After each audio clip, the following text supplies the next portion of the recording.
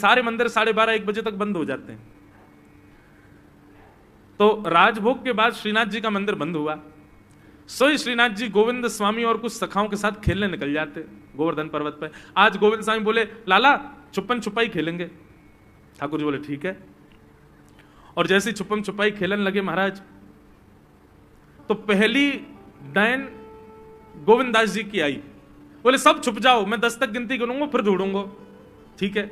अब कोई महाराज वृक्षन के पीछे चलो गो, ठाकुर जी एक वृक्ष के ऊपर चढ़ गए, कोई गुफा में चलो गो, कोई कहीं चले गए, और गोविंद दास जी गिनती गिनना है 1 2 3 4 5 6 7 8 9 10 गिनती पूरी हुई तो गोविंद दास जी ढूंढने निकले। लेकिन सबसे सरल था ठाकुर जी को ढूंढना। क्यों? इतना इत्र लगाते हैं ठाकुर जी की जहां से भी जाते हैं वो जगह महक जाती पूरी। तो गोविंद दास जी क्या करते, सूंघते हुए चलते, जहां से भी चंदन की सुगंधी आ रही होती वहीं चल देते, वृक्षों को सूंघते, पृथ्वी को सूंघते, हर अंग से सुगंध आती है ठाकुर जी की। तो जहां चरण रखते हैं महाराज वो वर्षों तक सुगंधित रहती है। सोई गोविंदास क्या करते, 2 मिनट में ही जाते और ठाकुर जी के जिस वृक्ष पर बैठ जाते वहीं नीचे से जाके कहते थे ठाकुर जी पकड़ लियो। ठाकुर जी के गोविंदा में कितनों छुप जाऊं तुमको कैसे पकड़ ले। और ठाकुर जी अब तो पकड़ ली, अब आप जाओ, आप गिनती गिनो, हम छुपेंगे। ठाकुर जी बोले ठीक है। ठाकुर जी अब चले गए डाइन देवे और 1 2 3 4 5 6 7 8 9 10 तक गिनती गिनी, सब छुप गए। अब ठाकुर जी थोड़ी देर तो ढूंढते रहे, ढूंढते ठाकुर जी गए थक। बोले जे तो मिलेगा ही ना गोविंदा, पतो ना कहां जाके छुप गए, मिले ही ना रो। सो ठाकुर जी कहा कियो, ढूंढना छोड़ करके मंदिर में गए और जाकर के अपने बिस्तर पे सो गए। बोले चुपो रहे, मैं आई ना रो ढूंढवे तो को। और यहां गोविंद स्वामी छुप करके बैठे, बोले ठाकुर जी आ रहे होंगे। अब प्रतीक्षा करते करते करते करते शाम के 5 बज गए। गोविंद दास जी बेचारे बार बार इतने सहज हो जाएं कि ठाकुर जी को मैं दिख जाऊं। पहले वृक्ष पे थे, थोड़े नीचे आ गए कि कोई बात नहीं ठाकुर जी को दिख नहीं रहूंगा, अब दिख जाऊंगा। फिर और नीचे आ गए, नीचे ही खड़े हो गए, बोले अब दिख जाऊंगा। और थोड़े पास चले गए, बोले अब दिख जाऊंगा। अब तो बिल्कुल खुले में ही खड़े हो गए, अरे पकड़ लो हमको आके। लेकिन ठाकुर जी तो है ही नहीं, ठाकुर जी सो रहे हैं कमरा में जाके। इतने में ही महाराज गुसाई जी ने घंटे घड़ियाल बजाए। ठाकुर जी के उत्थापन का समय शाम को 4:30-5 बजे मंदिर खुलता है। और जैसे ही घंटे घड़ियालों की आवाज आई, गोविंद स्वामी बोले मैं यहां दुबको बैठा हूं, 4 घंटा से भूखो प्यासो पेड़ पे चढ़ा हूं कि लाला आ रहे होगे ढूंढवे, खुद मंदिर में पहुंच के आरती करा रहे हैं अपनी। गोविंद दास जी मंदिर के बाहर जाके खड़े हो गए तो देखा श्रीनाथ जी बढ़िया प्रेम से खड़े आरती करवा रहे। जैसे ही श्रीनाथ जी ने देखा सामने गोविंदा खड़ो है, तो ठाकुर जी डरन लगे। बोले क्यों, या को पकड़वे में श्रम है, जा तो थक जाता हूं मैं, या हमारे तो आगे सो गए हो और जो गुस्सा कर रहा है। तो गोविंद दास जी का पद है, दाव दे आयो भाज गंवार, पद है, पद में ही ठाकुर जी को सुना रहे हैं। दाव दे आयो भाज गंवार, कवई तो निकसे को भार, ऐसी दूंगो मार। ठाकुर जी घबराने लगे। गुसाई जी बोले जय जय कहा भयो। बोले देख गोविंदा मुझसे नाराज है, रो मुझको सुना रो है। गुसाई जी बोले हे गोविंदा तुम क्यों ठाकुर जी पे नाराज हो, तुम्हारे लाड़ले ने कहा कि हो, तुम्हें कहा पतो, 4 घंटा ते पेड़ पे लटको बैठो मैं कि आ रहे होंगे, आई ना, यहां के सो गए, जैसे ऐसे काम करे तुम्हारा लाला। गुसाई जी जब ये लीला सुनते तो उनके नेत्र सजल हो जाते और गोविंद दास को हृदय से लगा के कहते तुम कितने भाग्यशाली हो, जगत नियंता त्रिलोकी नाथ इस कलिकाल में तुम्हारे साथ खेलते हैं, तुम्हारे साथ लीला करते हैं गोविंद दास। ठाकुर जी को खेल बहुत प्रिय है बंधुओं, ठाकुर जी को खेलना बहुत प्रिय है, ठाकुर जी को आनंद कराओ। हमने गिरिराज जी की दंडवती परिक्रमा दी, हम थे, हमारे एक पंडित जी थे, एक फोटोग्राफर भैया थे, हम लोग थे 7-8 जने थे। दुनिया भर के लोग बोले जब भी आपकी परिक्रमा रुका करे, थोड़े थक जाया करो तो उस समय इसका पाठ करना, उसका पाठ करना, जे करना, कीर्तन करना, शुद्ध रहना, शुद्ध खाना, जैसे रहना, साबुन मत लगाना, तेल मत लगाना, दंडवती ऐसे करनी। अरे हमने कही हम लोग दंडवती कोई मनोकामना के लिए नहीं कर रहे हैं। तो मैंने कि गिरिराज जी बेचारे अकेले बैठे रहे, सब लोग उनसे अपनी मनोकामना पूछते रहे, हम तो गिरिराज जी को हंसावे के लिए, उनको नचावे के लिए, उनको आनंद करावे के लिए, कछु दिना उनको आनंद उल्लसित करावे के काज दंडवती कर रहे हैं। और हम ऐसे ही करते थे, दंडवती करके जैसे हम थक जाते तो हम लोग कोई भजन कीर्तन नहीं करते, गिरिराज जी की तरफ मुख करके बैठ जाते और फिर चुटकुल्ला सुनाते गिरिराज जी को, बोले हंसाओ, ऐसी कछु बात कहो कि गिरिराज जी हंसे, फिर नाचते और ऐसा भाव रखते कि गिरिराज जी आपके संग नाच रहे हैं, आपको नचा रहे हैं। कछु भी भोजन की सामग्री लाते वहीं बैठ के खाते कंदरान में। क्यों? बोले गिरिराज जी हमारे संग खा रहे हैं, उनको सुख मिले, वो राजी रहे, ऐसे भाव। तो ठाकुर जी प्रेम में अपनी प्रभुता छुपाते हैं। भगवान सक्टासुर का वध किया, अब ठाकुर जी 1 वर्ष के हो गए। 1 वर्ष के ठाकुर जी जैसे ही भये तो महाराज नेक नेक ठाकुर जी उंगली पकड़ करके चलन लगे। धीरे धीरे अब ठाकुर जी बोलवे को प्रयास करें। 2 दतुइयां ठाकुर जी की निकल आई हैं, 2 दांत हैं बस। यशोदा मैया जैसी आज लाला को गोद में लेकर के घूम रही, तो ठाकुर जी यशोदा मैया को देखने लगे और धीमे से बोले मैया। ओहो, जैसे ही ठाकुर जी ने मैया बोली, यशोदा मैया के तो रोंगटे खड़े हो गए। बोले लाला दोबारा बोलिए, कहा बोलो? बोले मैया। यशोदा जी का प्रिय नाम है कन्हैया, मैया लाल जी को इसी नाम से पुकारती है। ठाकुर जी अब धीरे धीरे 3.5 वर्ष के हो गए, और जैसे ही 3.5 वर्ष के भय महाराज, मानो जैसे उनके शरीर में स्प्रिंग एक्टिवेट हो गई हो। इतना ऊधम मचाते हैं, इतना ऊधम मचाते हैं, पूरी गोकुल की नाक में दम कर रखा ठाकुर जी ने। यशोदा मैया ने लाल जी को नूपुर पहना रखे। सवेरे जैसे ही ठाकुर जी उठते हैं, नूपुरों की आवाज आती है तो यशोदा मैया तुरंत रसोई घर से दौड़ के जाती है लाला के पास। लेकिन ठाकुर जी इतने चतुर हैं, यमुना तट पर जाते हैं और नूपुरों में बालू भर लाते हैं कि कल नूपुर आवाज नहीं करेंगे, सुबह उठ के हम घर से भाग जाएंगे कहीं और, मैया को पता ही ना चलेगी। ऐसा उधम मचा में श्री सुखदेव जी वर्णन कर रहे हैं। श्रृंग्यग्निड्यम शशि जलद्विज कंटकेभ्य क्रीडा परावति चलौ स्वसुतौ निषेधुम गुह्यानि कर्तुमपि यत्र न तज्जनयो गुह्यान् सेकात आपतुरलं मनसो नवस्थान्। सुखदेव जी वर्णन कर रहे हैं, राजन अब ठाकुर जी वो लीला कर रहे हैं जिस लीला पर देवताओं को भी विश्वास नहीं हो रहा है।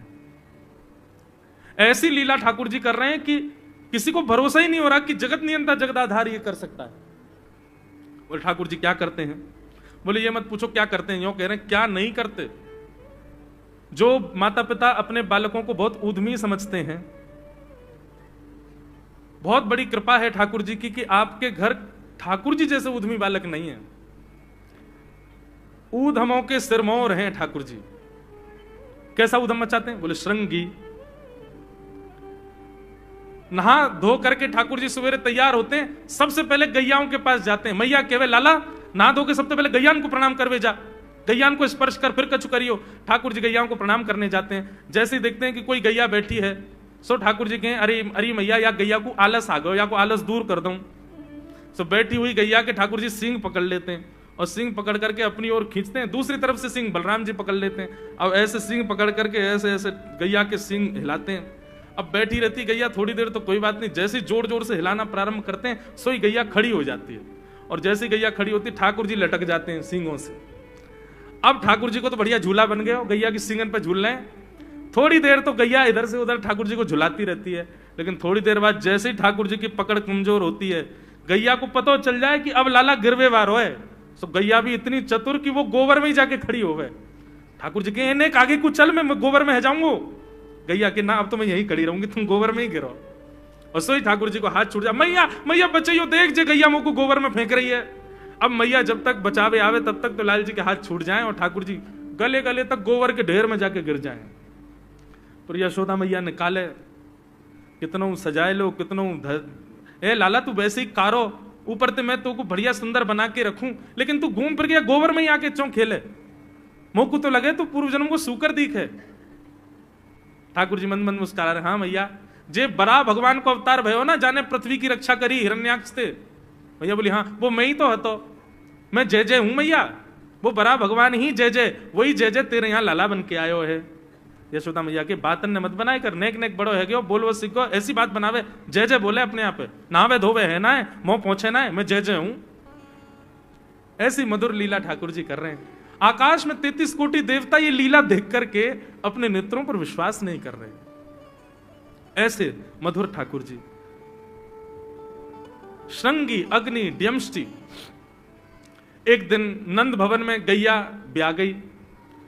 जैसे ही गैया ब्याई, ठाकुर जी जैसे ही गैया ब्याती है तो ठाकुर जी वहीं खड़े हो जाते हैं।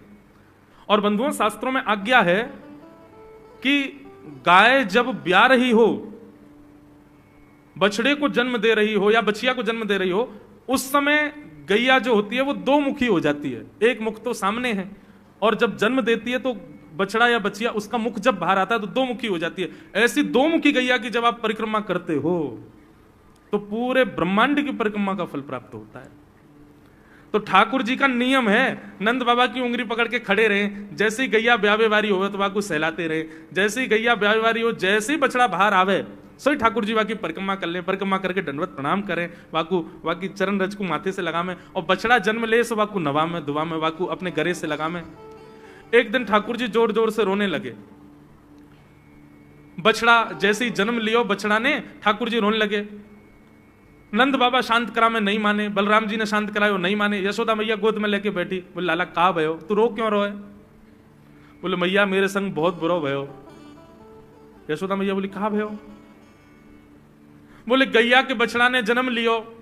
मैया बोली तो वाह बछड़ा को मैंने मुंह खोल को देखो, वाह के सबरे दांत ने करे आए, मेरे जन्म को 3 साल है गए अभी तक 4 ही दांत ने करे। मैया वो टूट जाए, दमष्टी रो रहे हैं अपने दांतन को, मेरे दांत चौना ने कर रहे सबरे। वाह बछड़ा के जन्म लेते ही सबरे दांत आ गए, मेरे दांत चौने ही आ रहे हैं। यशोदा मैया ऐसी मधुर बात सुनकर के लाल जी को हृदय से, फिर झूठी झूठी कहती, मैया कहती लाला तू दूध ना पीवे ना, पूरे दिन मक्खन खावे, मक्खन चीकनो होवे, दांत निकले चिकनो है कि सुई पेट में चलो जाए, तू दूध पिए कर। कबहू भड़ेगी चोटी मैया मोरी, कबहू भड़ेगी चोटी। कभी अपनी चोटी पकड़ के रोते मैया मेरी चोटी चौना भर रही। बलराम की चोटी देखो कैसी नागिन जैसी चोटी है वाकई, और मेरी चोटी कैसी है मैया, नेक सी पतरी सी। मैया बोले लाला तू दूध ना पीवे, दूध ते चोटी बढ़े। बलराम में देखिए ऐसा जग भर के दूध पीवे। सो ठाकुर जी दूध को पात्र हाथ में ले में, अपनी चोटी खोल ले में, और फिर चोटी पकड़ करके दूध पी में, और दूध पीते पीते नापते रहे कितनी बड़ी भई कि ना भई अभी।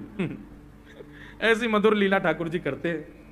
ऐसी लीलाएं हैं ठाकुर जी की कि उन लीलाओं को सुनकर के जो ज्ञान के मार्ग को नहीं समझ पाते, जो वैराग्य के मार्ग को नहीं समझ पाते, जो ज्ञान और वैराग्य से ठाकुर जी को प्राप्त नहीं कर पाते, वो इन लीलाओं से ठाकुर जी के हो ही जाएंगे। ऐसी लीला है। और क्या करते हैं ठाकुर जी? बोले द्विजकंटकेभ्य। इतनी मधुर लीला है ठाकुर जी की।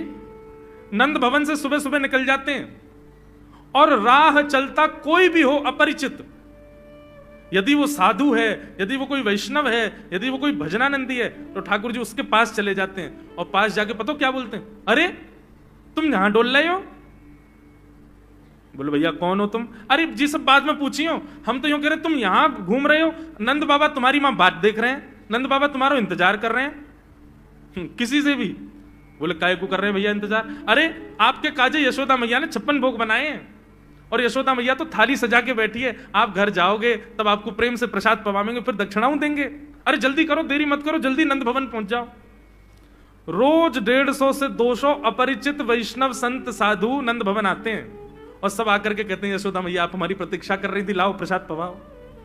यशोदा मैया बोली मैं कौन ने कही आपसे? बोले आपको लाला बोल रहा हूं। कि यशोदा मैया तो ये कह रही। यशोदा मैया जैसे तैसे पवा देती, दक्षिणा देती, रात में लाला से कहती चोरे लाला तू सबंते यूं क्यों कहते मैं प्रतीक्षा कर रही? मैया एक तो मैं अपने घर में सब तीर्थन को भेज दूं, ये संत महात्मा चलते फिरते तीर्थ है मैया, इनको जितना ऐसा कि अपने घर बुलाना चाहिए, इनको प्रसाद पवाना चाहिए, या हमारे गोकुल में आवे वाले सब संतन को खोज खोज के मैं तो तेरे पास भेजूं, ताकि तू ने रसोई घर में लगेगी, भोजन प्रसादी बनावेगी और बढ़िया संतन को पवावेगी, तो तेरे घर में सबरे तीर्थ आ जाएंगे मैया। ऐसा प्रेम। एक दिन ठाकुर जी के अब मित्र बन गए। कौन है मित्र? मधुमंगल, श्रीदामा, तनसुखा, मनसुखा, धनसुखा, सुबल, ये ठाकुर जी के मित्र हैं। एक दिन ठाकुर जी अपने सब मित्रन के संग बैठे, और मित्रों के संग बैठे हुए ठाकुर जी बोले भैया कल से हम लोग सब यज्ञ करेंगे। मधुमंगल, श्रीदामा बोले क्यों लाला यज्ञ क्यों करेंगे? अरे नंद बाबा रोज अग्निहोत्र करें, मैंने उनसे पूछी अग्निहोत्र करवे ते कहा हुए, तो नंद बाबा बोले अग्निहोत्र करवे ते मन चाही वस्तु प्राप्त हो जाए, अग्निदेव प्रदान करें। ठाकुर जी के सब सखा बोले लाला तू काय को करेगा अग्निहोत्र? बोले अग्निहोत्र करेंगे, अग्निदेव को प्रसन्न करके कहेंगे हमारी सुंदर सी बहू आ जाए, बस से हमारा ब्याह हो जाए। अग्निदेव की प्रतीक्षा कर, अग्निदेव को प्रतिष्ठान करेंगे। सब श्रीदामा मधुमंगल 3.5 वर्ष के हैं ठाकुर जी। सोचो 3.5 वर्ष के ठाकुर जी, सखा कितने बड़े बड़े होंगे। नेक्स्ट से सबरे सखा बैठ गए, सूखे पत्ता इकट्ठे करके अग्नि प्रज्वलित कर ली, सूखे पत्तान को चूरो बना के आपस में बांट लियो। ठाकुर जी आचार्य बन के बैठ गए और बोले सुनो, मैं मंत्र बोलूंगा और जैसे ही कहूं स्वाहा सबरे डालियो, और नेक भी यदि तुमने चूक करी ना, नेक भी मैंने स्वाहा बोली और तुमने नहीं डालो तो फिर मोते मत कहियो। यदि तुम्हारी पत्नी काणी आ जाए, एक हाथ लूली आ जाए, लंगड़ी आ जाए तो समय पर स्वाहा करना पड़ेगा। सब ग्वाल बाल बोले जो कहे वो लाला सो करेंगे, तू करवा। ठाकुर जी ओम नम नम नम स्वाहा, सब स्वाहा सब एक संग डालते हैं। सीधामा तू देरी ते डाले, देख लियो लंगड़ी आ जाएगी तेरी बहू, अग्निदेव को प्रसन्न करो। इस प्रकार ठाकुर जी सब ग्वाल बालों के संग खेलते हैं। ग्वाल बाल बोले लाला यज्ञ तो है गयो, अब ब्राह्मणन को भोजन के काजे बुलाओ, यज्ञ के बाद ब्राह्मण भोज होना चाहिए। सोई ठाकुर जी अपने सब ग्वाल बालों की उंगली पकड़ करके पूरे गोकुल में जाते हैं, ब्राह्मणों के घर जाकर के कहते हैं आज नंद भवन में बढ़िया उत्सव भयो है, बढ़िया यज्ञ भयो है, भोजन के काजे शाम को आपको परिवार सहित आनो है। सबन को निमंत्रण दिया मैं। अब महाराज नंद भवन से जब निमंत्रण आता है तो ब्राह्मण लोग ब्राह्मणी से कहते हैं कि आज चूल्हा मत जलाना। क्यों? अरे नंद भवन में भोजन की सूचना मिलती है तो 3 दिन से भूखे रहते हैं ब्राह्मण। क्यों? इतना खवाएंगे नंद बाबा, इतना खवाएंगी यशोदा मैया कि पेट भर जाएगा, 2 दिन तक भूख भी ना लगेगी, इतना भोजन करना पड़े। ए ब्राह्मणी चूल्हा मत जलाई, और सुन नमक को पानी और दे दे। नमक को पानी पी पी करके भूख बढ़ाते हैं अपनी। बोले शाम को जाएंगे और बढ़िया चकाचक महाराज 56 भोग पाएंगे। शाम का समय हुआ, सैकड़ों हजारों ब्राह्मण आकर के नंद भवन के बाहर खड़े हो गए। यशोदा मैया ने अटारी से जैसे ही देखा इतने सारे ब्राह्मण, यशोदा मैया उतर करके आई, बोली आओ भगवान पधारो, सबन को जय श्री कृष्ण, सबन को प्रणाम। जे बताओ आज मेरे द्वार पर आप सबन को एक साथ आने को कारण कहा है? किसी को निमंत्रण देकर के और फिर पूछो कारण क्या है, बड़ा अजीब लगता है। किसी को आपने बुलाया भोजन पे, वो बेचारा आ गया, फिर आपको बताओ भैया कैसे आए, कितना अजीब लगे। ब्राह्मण बोले मैया तुम हम तो पूछ रही हो या बात? अरे सवेरे तो भूखे प्यासे बैठे हैं, जल्दी भोजन पवाओ। आपके यहाँ यज्ञ भयो, यज्ञ की पूर्ण आहुति की प्रसादी पावे आए हैं, और काहे क्यों आए हैं?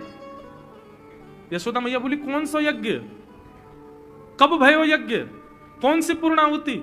ऐसा कछु ना भयो हमारे यहाँ, आप लोगों को कोई गलत जानकारी मिली है, कौन ने कही आपसे? ब्राह्मणों के नेत्रों में आंसू आ गए। बोले मैया एक तो हम सवेरे से भूखे, ऊपर से ब्राह्मणी से मना और करे आए कि तू चूल्हा मत जलाइयो। ब्राह्मणी भी बात निहार रही है कि डिब्बा में लेके आएंगे हमारे काजे भी भोजन। खाली हाथ गए तो ब्राह्मणी डांटेगी अलग, मैया तेरो लाला सवेरे सवेरे आयो और सब ग्वाल बालन के संग आके हमसे कह के गयो यज्ञ भयो, यज्ञ की पूर्ण आहुति में भोजन करवे सबन को आनो है, हम तो यही मारे चले आए। यशोदा मैया बोलिया लाला ते कैसे बचूं मैं, पूरे दिन कम से कम 2-2.5 हजार लोगों को निमंत्रण ऐसे ही देते रहे। यशोदा मैया बोली आपकी व्यवस्था करूं, लेकिन पहले या लाला को तो देखूं मैं, है कहां ये?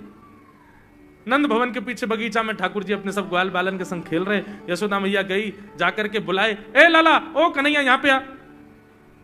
ठाकुर जी ने जैसी देखी यशोदा मैया बुला रही है, लेकिन यशोदा मैया के संग जे कौन खड़े हैं? ए श्रीदामा मधुमंगल। बोले हाँ ये तो सांची में आ गए सबरे ब्राह्मण, हम तो ऐसे खेल खेल में निमंत्रण दे के आए इनको। मैया बहुत मारेगी भैया, मैं अकेला नहीं जाऊंगा, तुम भी चलो मेरे संग, यदि मुंह में एक थप्पड़ पड़ो तो तुम मुंह पड़वाऊंगा, मैया बहुत मारेगी आज। और मधुमंगल श्रीदामा जबरदस्ती उनको हाथ पकड़ के ठाकुर जी ले गए। हाँ मैया बता कहा कह रही? मैया ने कान पकड़ो, अरे लाला जो जो बड़ो है तो जा रहा हो, तेरे उधमन की सल ना पड़े। कहा क्यों तेने? बोले कहा क्यों मैंने, ये सब कौन है? मुझे का पता कौन है, मैं ना जानू मैया इन्हें। बोले जे सब रे ब्राह्मण है हमारे गोकुल के, और सब यूं कह रहे हैं तेने इनके घर जाके इनको सबन को निमंत्रण दियो, यूं कहीं हमारे यहाँ यज्ञ भयो आकर के आप सबन को भोजन पानो है। भैया तेरी सौगंध खा के कह रहा हूं, मुझको तो जेव ना पता इनको घर कौन सी गली में, झूठ बोल रहे हैं सब रे, मैंने निमंत्रण ना दियो। ब्राह्मण सब बोले मैया देखो कैसे सफेद झूठ बोल रहे हैं आपके आगे। मैया बोली सच बता तेने निमंत्रण क्यों दियो? तब ठाकुर जी बोले मैया बताऊं? बोले बता। बोले हम खेल खेल को यज्ञ कर रहे, वाह यज्ञ में सामग्री नहीं, वाह यज्ञ में मंत्र बोलवे वाले भी ना है, वाह यज्ञ में कोई ब्राह्मण भी ना हो, हम आपस में ही सब यज्ञ कर रहे। भाई यज्ञ के बाद ये मधुमंगल बोलो ब्राह्मण भोजन होना चाहिए, तो हमने इन ब्राह्मणों को न्योता दे दियो। मैया बोली अब ये ब्राह्मण आगे कहां पवाऊं?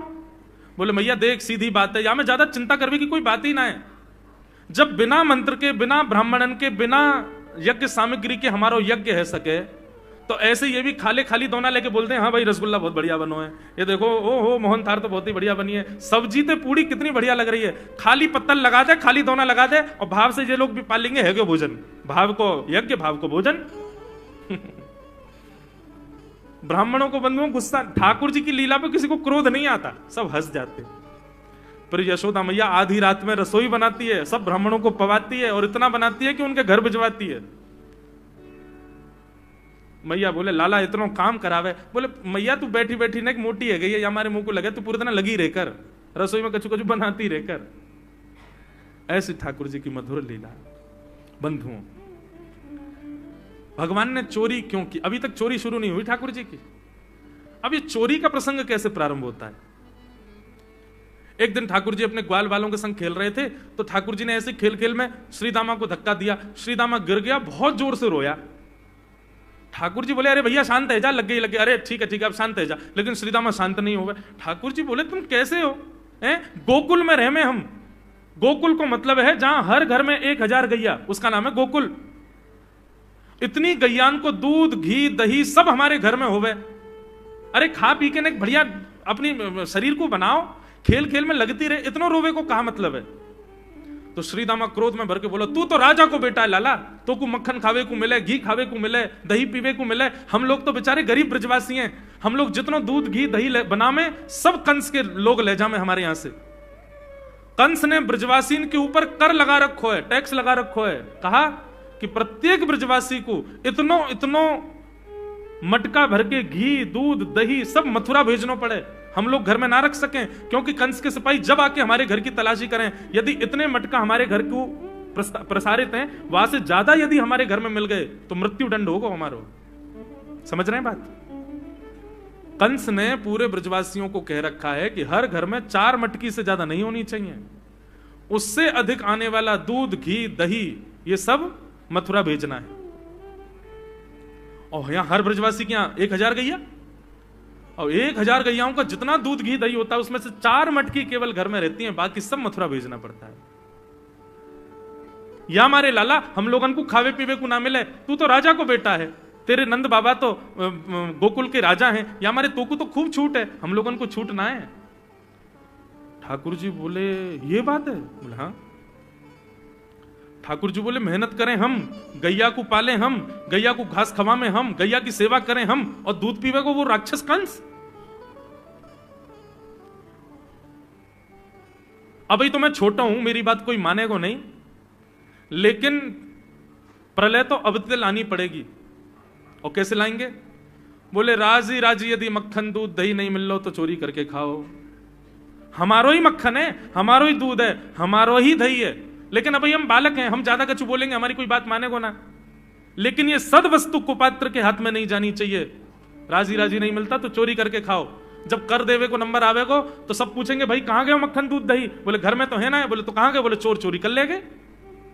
और यही भाव से हम ब्रजवासी को खावे पीवे को मिला करेगो। मधुमंगल श्रीराम बोले लाला तू जो कहेगो सो करेंगे, लेकिन चोरी नहीं करेंगे। ठाकुर जी बोले तो ठीक है, कल से तुम लोग अलग खेलो, मैं और दाऊ दादा अलग खेलेंगे, हमारे संग मत खेलना। मधुमंगल सीताराम बोले अरे लाला तू ना जाने, मैया यो के लाला जो चाहे करियो, चोरी मत करियो, चोरी करवे तो ब्याह ना होवे। ठाकुर जी बोले ब्याह की पड़ रही है तो है ब्याह ना होवे। ऐसो पत्र पूछ रहा सो है गयो, पत्रो दुबरो सो तू सीख जैसो है गयो, तो कौन ब्याह करेगा ऐसे? अरे ब्याह करना तो ने खाया ने पी ने बढ़िया गाल तेरे बढ़िया होंगे, शरीर ने बढ़िया होगा तभी तो ब्याह होएगा। अब भैया हमारी बात सुन लो, जितने अच्छे काम करने सब आज कर लो, कल से चोरी करेंगे, पूरे ब्रजमंडल में आतंक मचाएंगे, हमारो ही दूध घी दही है और हम ही चोरी करके खाएंगे। ठाकुर जी ने चोरी क्यों की? क्योंकि सारा गौरस बेवजह मथुरा भेजा जाता था, और मथुरा से कंस पूरे भारत में वितरित करके खूब धन कमाता था।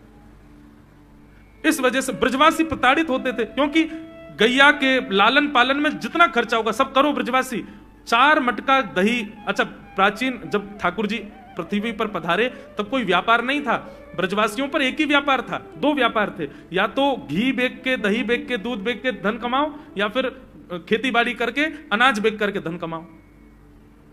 वही तो व्यापार था। उसमें भी 4 मटके मिलते थे, 4 में से 3 को तो बेच देते थे, 1 में पूरा घर चलता था। यह हालत थी ब्रज की। इसलिए ठाकुर जी ने कहा कि भैया राजी राजी नहीं तो गैर राजी, हम जितने बाकी की मटकी मथुरा भेजे वाली उनको सबन को तोड़ फोड़ करेंगे, उनमें से मक्खन निकाल निकाल के खाएंगे, एक दूसरे को खवाएंगे, और सब यहीं रहेगो, मथुरा नहीं जाएगो कछु भी। इसलिए ठाकुर जी ने चोरी की। ठाकुर जी बोले प्रैक्टिस मेक्स मैन परफेक्ट। सबसे पहले प्रैक्टिस अपने घर में ही कर लें, कैसे करनी है चोरी। अगले दिन ठाकुर जी सवेरे उठे और देखने लगे यशोदा मैया देख तो नहीं रही, और ठाकुर जी चुपचाप गए महाराज जहां पर सारे मक्खन दूध दही रखे, वहां पहुंच गए गौरस भंडार में।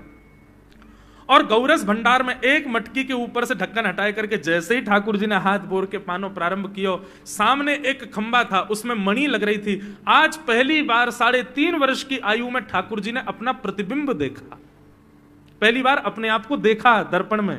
बंधुओं, बच्चों को शीशा नहीं दिखाते, छोटे बच्चों को तो दिखाते ही नहीं, और 3-4 वर्ष तक भी बालक को अपनी शक्ल थोड़ी देखता है वो। अब इसके पीछे कारण बहुत सारे बताए जाते हैं, परंतु हमें तो लाल जी से मतलब, लाल जी का क्या है। ठाकुर जी ने जैसे ही प्रतिबिंब में अपने रूप को देखा, अपने रूप को देख करके ठाकुर जी बोले, हो तू भी आयो यहां चोरी करवे। अपने आप से ही बात कर रहे हैं ठाकुर जी। अरे मैंने कही तो हती अपने अपने घर में चोरी करनी है, तू दारी के मेरे घर में आगो चोरी करवे। ठाकुर जी अपने प्रतिबिंब से बात कर रहे हैं। अब गौरस भंडार में ठाकुर जी की आवाज गूंज रही थी, और वो गूंजते हुए रसोई घर में जा रही थी। रसोई में मैया ने सुनी, बोले लाला कहां ते बोल लो है, उठ गयो कन्हैया, मुझको पतो भी ना चली, नूपुरन की आवाज ना आई। मैया दौड़ करके गई तो देखा ढूंढते ढूंढते गौरस भंडार में ठाकुर जी अपने प्रतिबिंब से बात कर रहे हैं। कितनी सुंदर झांकी है ठाकुर जी की। ठाकुर जी मक्खन पा रहे हैं, बोले अच्छा अब आ तो गयो है यहां पे, लेकिन सुन चुपचाप चोरी करके भाग जाइयो, मेरी मैया बहुत मारेगी तोकू। बाकू यदि पतो चल गई तू चोरी कर रहा है तोकू उखलते मान देगी, मेरी मैया बहुत मारेगी, चुपचाप चोरी कर और निकल ले यहां से। ठाकुर जी चोरी की बात कर रहे थे, यशोदा मैया ने पीछे से सुनी, लाला ओ कन्हैया। ठाकुर जी घबरा गए, मैया कैसे आ गई। हाँ मैया, कौन सी बात कर रहे हो तू। अरे मैया देख हमारे घर में चोर घुसायो है। अपने प्रतिबिंब को दिखा करके ठाकुर जी कह रहे हैं, देख मैया हमारे घर में चोर घुसायो, जे चोरी कर रहा हो हमारे यहाँ के मक्खन की, तो मैया को पकड़वे आयो हूं। नन्हे से गोपाल जी, बहुत मधुर लीला। मैया हंस भी रही है और क्रोध भी कर रही। बोले अच्छा जो चोरी कर रहा हो। बोले हाँ, चल याकू तो मैं पकड़ लूंगी, लेकिन जे बता तेरे हाथ में मक्खन कैसे लगो, तू तो याकू पकड़वे आयो ना। अब मैया याकी मैं कहा बताऊं, तेने मेरे हाथ में पद्म राग के ऐसे ऐसे बढ़िया कंगन पहना रखे हैं, कड़ूला पहना रखे हैं सोने के। जब मैं धूप में निकलूं ना तो धूप की किरण से मुंह को बहुत जलन है जाए हाथ में। तो कल मेरे सखा मधुमंगल ने मुझसे कही, बोले लाला जे जलन तेरी दूर रह जाएगी, तू मक्खन में हाथ बोर लियो अपनो, सो तेरी जलन दूर रह जाएगी। या हमारे भैया जलन हटावे के काजे मैंने हाथ बोरो है। भैया बोली अच्छा चल लाला, यहां तो तेरे जलन है रही और यहां मक्खन कैसे लगो। ठाकुर जी बोले मैया मैं अपनी जलन दूर कर रहा हूं। इतने में जन कहां एक मक्खी आके मेरे मुंह पे बैठ गई, बाकू उड़ावे के काजे मैंने जैसे मुंह पे हाथ किया सो मक्खन मेरे मुंह पे लग गो। मैया बोली लाला तू चोरी भी करन लगो और अब झूठ भी बोलन लगो मुझसे। मैया ने गोदी में बैठा लिए लाला। बोले लाला तू चोरी नहीं करेगो, तू मेरी सौगंध खा, तू आज के बाद चोरी नहीं करेगो। ठाकुर जी बोले नहीं करूंगा मैया, लेकिन एक वचन दे। बोले कहा चाहिए वचन में। बोले पहले वचन दे, जो मांगूंगा सो देगी। मैया बोली जो मांगेगा सो दूंगी, चोरी छोड़ दे। बोले सौ खाऊं पर घर ना जाऊं मैया, अब ना करूंगो चोरी। अब ना करूंगा मैया, पर सांची कह कब लावेगी मोकू तू दुल्हन गोरी। मैया मैं चोरी छोड़ दूंगा, आज तो ही बंद, पर जो बता मेरा ब्याह कब करावेगी। मैया बोली लाला तू अभी नेक सो तो है, छोटो सो तो है, नेक बड़ो है, जा फिर तेरा ब्याह कर दूंगी। और ये ब्याह ब्याह की तू कौन सिखावे तो को ब्याह की बात? बोले मैया ये श्रीदामा मोकू भरतो रहे पूरे दिन, तू ब्याह कर ले, तेरी उम्र है गई, बुढ़ापा आ जाएगा। मैया बोली या मधुमंगल है तो मैं बताऊंगी, है 3.5 बरस के छोरा तो कह बुढ़ापा आ जाएगा। अभी अभी खड़ो है वो सीखो, अभी बोलना सीखो, यानी दांत भी पूरे नए आए और ब्याह की बात करे। बोले मैया मैं यूं थोड़ी कह रहा हूं, मुझको बड़ी बहू लिया, छोटी सी लिया, इतनी बड़ी लिया कि जेब में धर के मैं गैया चरा भी चलो जाया करूं, ऐसी बहू लिया मुझको। मैया बोली कैसी बहू चाहिए तो बताइए ने, और तू जाने बहू कौन थे के? मैया बोले हाँ मैं जानू। ठाकुर जी बोले मैं जानू मैं बहू कौन थे के? बोले जैसे नंद बाबा की तू बहू है ऐसी मेरी बहू आ जाएगी। बहुत मधुर लीला है, ऐसी ठाकुर जी लीला करते हैं। ठाकुर जी ने ग्वाल वालों से कहा भैया मिशन फेल हो गया, घर में तो चोरी नहीं कर पाए हम, अब दूसरे इनके घर में दावे बोलो। एक दिन महाराज ठाकुर जी का जब आतंक खूब बढ़ गया गोकुल में, सब गोपियों ने जाकर के मैया से शिकायत करी है। वत्सान मुंचन क्वचित समय क्रोश संजात हास स्तेयम स्वाद्वद्धदिपयः कल्पितैस्तेययोगै मरकान भोक्षण विभजति सचेन नात्रिभाण्डं भिनत्ति द्रव्यालाभे सग्रह कुपितो यात्युपक्रोशतोकान। सब गोपियों ने जाकर के मैया से शिकायत करी, बोले मैया अपने लाला को संभाल लियो, नहीं तो कावदना हम देख लेंगी और फिर हमसे मत कहियो कि तेने मेरे लाला से यूं क्यों कही। मैया बोली कहा क्यों मेरे लाला ने? गोपी बोली ये बस सुन लो और यूं बताइयो कहा ना करे तुम्हारो लाला। देख वे मैं 3.5 बरस को है, बाकी पेट में इतनी बड़ी बड़ी दाढ़ी है बाकी, मतलब ओ नंद रानी तेरो लाला जबर भयोरी, मेरी मटकी उलट के पलट गयोरी, नंद रानी तेरो लाला जबर भयोरी। जबर मतलब अब सुगड़ है गयो है, नेक बलवान है गयो है, सब जानकारी है या कुछ छोटो बालक मत समझियो। गोपियों ने जाकर के अपनी अपनी दुख दर्द सुनाए मैया को।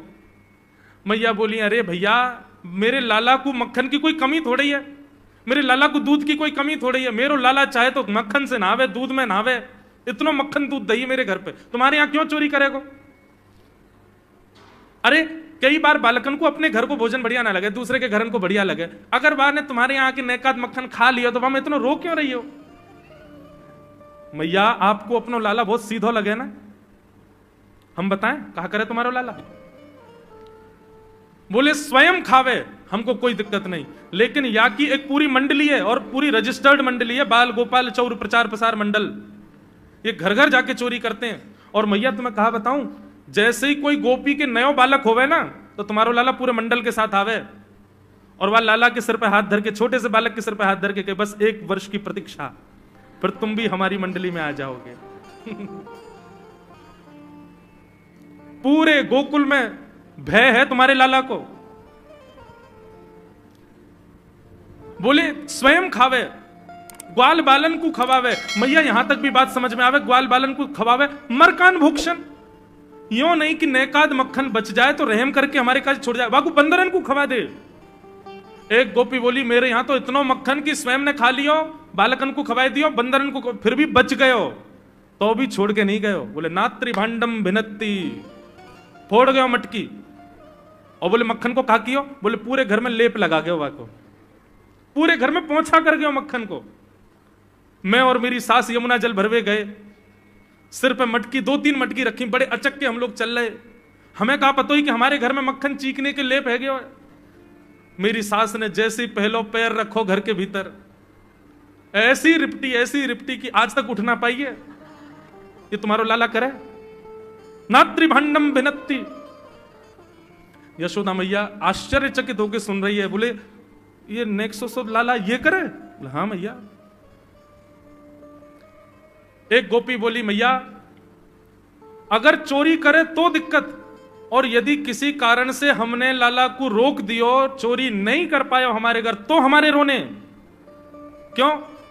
बोले चूल्हा में तो कोयला लेके आवे और वह घर के बाहर एक हवा बना जाए, और यूं के अब जब तक या घर से मक्खन नहीं मिलेगा या के घर के लोग भूखे रहेंगे, और इन लोगों को भोजन छुड़वाने की जिम्मेवारी हमारी।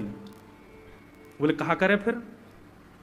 बोले मैया भोजन बनना होगा, चूल्हे पे भोजन रखो रे। तो ग्वाल बाल सब ताकते रहे कब भोजन बनने को समय आवेगो। जैसे ही कछु और काम करवे के काजे गोपी ने उठ के जावे तो कहो तो बाकी कढ़ैया में खूब सारो पानी डाल जाएंगे, सब्जी ना बन पावेगी, आटे में नमक फेंक जाएंगे। एक गोपी बोली मेरे यहां जो कियो वो तो कोई के यहां ना कियो होगो। बोले कहा? बोले मेहनादी निवास्तव, मेहनादी निवास्तव। क्या किया? बोले मैया 3 दिन तक प्रयास कियो तुम्हारे लाला ने, मेरे घर से चोरी नहीं कर पायो। तो टेढ़ी सी नजर करके बोलो कल तेरे घर में सब लोग भूखे रहेंगे, भोजन ही नहीं बनेगा तेरे यहां। मैंने कि लाला चल बात मत बना, भग जाए चल। और मैया माने वो कर दियो। बोले कहा कियो? बोले सवेरे सवेरे ब्रह्म मुहूर्त में हम लोग अन के उठवे से पहले तुम्हारो लाला आ गयो, और कोई पहले बंधुआ रसोई कोई अंदर कमरे में नहीं, चौक में ही चूल्हा, वहीं बैठ करके सब बनाते खाते। बाहर चौक में चूल्हा के ऊपर आके बैठ गए, अपनी धोती वोती उतार दई और सब वहीं करे आयो। मैं अनादि निवास्तो।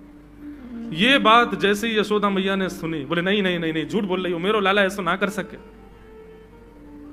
परीक्षित जी कथा सुनते सुनते बोले जय जय सुखदेव जी, क्या ये सत्य है? ठाकुर जी ने ऐसा किया? सुखदेव जी कहते हैं कुछ बातें सत्य हैं, कुछ गोपियां जबरदस्ती लगा के बोल रही हैं कि कहीं मैया डांटवे के काजे लाला को हमारे सामने बुला दे और हम लाला को दर्शन कर लें। ये गोपियां उल्हाने लेकर के लाला को देखने आई हैं। इनमें से कुछ बातें तो सत्य हैं, पर ये सब बातें इतनी सत्य नहीं है। ये सब तो जबरदस्ती गोपियां बोल रही हैं। क्यों? ताकि मैया नाराज हो जाए और लाला को हमारे सामने अभी डांटे तो रूठे भय लाला को मुख हम देख लेंगे। बहुत सारी लीलाएं हैं, मैंने कई तो अभी बताई नहीं है। इतने मधुर मधुर लीला ऊधम करते हैं ठाकुर जी। इस प्रकार ठाकुर जी पूरे ब्रजमंडल में गौ रस को चोरी करते हैं। वास्तव में मक्खन नहीं, ब्रजवासियों के मन को चुरा रहे हैं ठाकुर जी। सबकी एक ही आशा है, श्री कृष्ण श्री कृष्ण श्री कृष्ण। सुबह से शाम तक पूरा ब्रजमंडल केवल कृष्ण को देखने के लिए जीता है। ऐसी ठाकुर जी की मधुर लीला। एक दिन ठाकुर जी ने कोई लीला के माध्यम से घर की मटकी फोड़ दी तो मैया ने पकड़ के ठाकुर जी ऊखल से बांध दिए। जैसे ही मैया ने ठाकुर जी ऊखल से बांधे, मैया तो चली गई, ठाकुर जी खिसक खिसक के आगे गए और 2 वृक्षों के बीच से जैसे ही निकले, स्पर्श करते ही दोनों वृक्ष टूट के गिर गए और कुबेर के पुत्र नलकुबर और मणिग्रीव प्रकट हो गए। दोनों ने भगवान की स्तुति गाई कि वाणी गुणानुकथने